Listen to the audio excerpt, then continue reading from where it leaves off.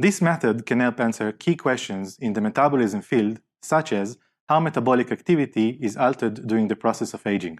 The main advantage of this technique is the use of an intact body segment, which results in a data that closely resembles the natural and physiological state as compared to the classical mitochondrial isolation. Demonstrating the procedure will be Anuroop and Annika, a grad student in my laboratory.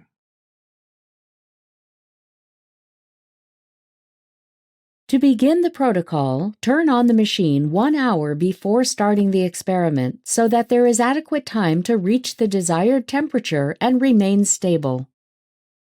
Then, in the software setup, under Administration mode, choose the length of the cartridge calibration and the desired temperature.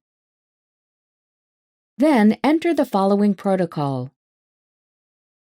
Depending on the experimental design, add injection steps from ports A to D after a chosen measurement step.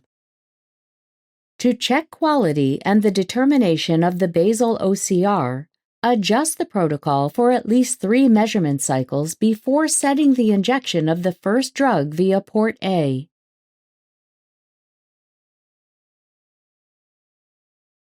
Pre-calibrate the cartridge 1 day or at least 4 hours prior to testing by adding 1.0 milliliters of calibrant to each well and place the sensor cartridge on top of the plate.